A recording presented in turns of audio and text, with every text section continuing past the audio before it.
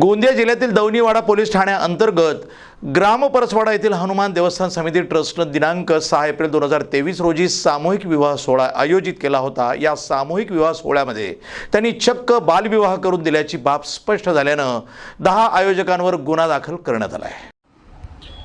हे प्रकरण 2023 एप्रिलमध्ये हनुमान देवस्थान समितीद्वारा सामूहिक विवाह करण्यात आला होता। तर या सामूहिक विवाह सोहळ्यामध्ये झालेल्या वरानं प्रमाणपत्रासाठी ग्रामपंचायत इथं आले असता कागदपत्र तपासण्यात आले। यामध्ये या प्रकरणाला बिंग फुटलं आणि याची तक्रार उपसरपंच परसवाडा यांनी केली। ग्रामपंचायत अधिकारी तथा बालविवाह प्रतिबंधक अधिकारी नितीन सोहनलाल बिसेन व 39 यांच्या तक्रारीवरून या प्रकरणामध्ये हनुमान देवस्थान समिती ट्रस्ट परसवाडाचे अध्यक्ष मुकेश पुरणलाल भगत वय 54, उपाध्यक्ष मनीराम मोहन हिंगे यांच्या 6 ते 8 लोकांवर बालविवाह प्रतिबंधक अधिनियम कलम 10-11 अन्वये गुन्हा दाखल केला आहे।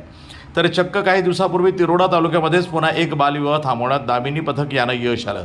म्हणजेच गोंदिया जिल्ह्यामध्ये मोठ्या प्रमाणामध्ये अनेक ठिकाणी बालविवाह होत असल्याचं दिसून येत आहे। त्यामध्ये प्रकरण ॲक्च्युली जुने आहेत। 3 वर्षापूर्वी तिथे सामूहिक विवाह सोहळा झाला होता आणि त्यानंतर आपल्याला त्यामध्ये तक्रार प्राप्त झाली होती की त्यावेळेस जो सामूहिक विवाह सोहळा झाला होता त्याच्यामध्ये काही अल्पवयीन मुलामुलींचे त्यामध्ये लग्न लावले गेले होते। तर त्याच्यामध्ये PI दौनीवाडांनी मग त्याच्यामध्ये प्राथमिक चौकशी करून ते व्हेरीफाय करून आणि त्याच्यामध्ये बालविवाह झाल्याचं निष्पन्न झाल्यानंतर त्यामध्ये आपण गुन्हा दाखल करण्यात आलेला आहे। त्याचप्रमाणे दामिनी पथक यांनीसुद्धा तिरोडा येथे अशाच प्रकारची घटना उघडकीस आणलेली आहे।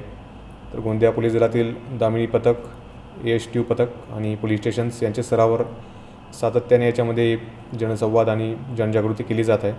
त्याचेच फलित म्हणून आपल्याला आता मोठ्या प्रमाणावर याच्या बालविवाहाच्या तक्रारी प्राप्त होत आहेत आणि जरी जुन्या तक्रारी असतील तरीसुद्धा आपण त्यामध्ये ती चौकशी करून जर अल्पवयीन विवाह झाला असेल त्यात आपण गुन्हे दाखल करत आहोत। त्या सामूहिक विवाहामध्ये 3 बालविवाह त्यावेळेस झाले होते अशी माहिती त्यामध्ये निष्पन्न झालेली आहे। नागरिकांना तेच आवाहन करू की आमच्यामार्फत आम्ही कंटिन्यू त्याच्यामध्ये पब्लिक कॉन्टॅक्ट करत आहोत, परंतु त्यांच्यासुद्धा आसपास अशी काही घटना त्यांना दिसली, लोकल पोलीस स्टेशन असेल, डायल 112 असेल किंवा आपली गोंदिया पोलीस वेबसाईट असेल, कुठंतरी आपण माहिती दिली तर इमिजिएटली रिस्पॉन्स होऊन आपल्याला अशा घटना थांबवता येतील। त्याच्यामध्ये दिनांक 6/4/2023 ला हनुमान जयंतीच्या निमित्ताने परसवाडा येथे हनुमान देवस्थान ट्रस्टच्या मार्फत सामूहिक विवाह सोहळा आयोजित करण्यात आलेला होता।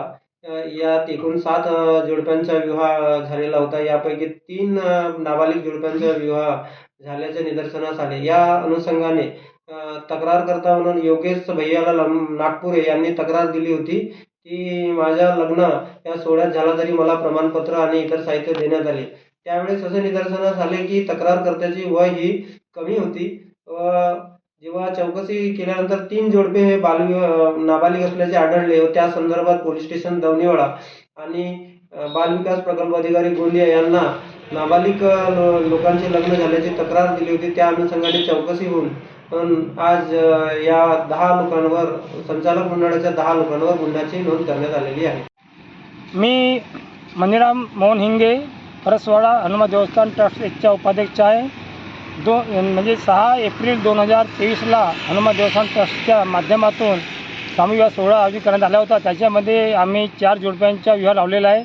4 जोडप्यांचे कागदपत्र आमच्याकडे नोंद होती, 4ची नोंद होती आणि त्याच्यामध्ये जरी 2 कुठले आहेत काय त्याच्याबद्दल आम्हाला जाणीव नाही आणि आमच्याकडे त्यांची नोंदसुद्धा नाही, तरी आमच्यावर हा जो आरोप लागलेला आहे बाकी 2 जोडप्यांचा हा सर्व बिनबुडाचे आहे। तरी आम्ही जो बोलत आहे मी आपल्याहून सत्य बोलत आहे।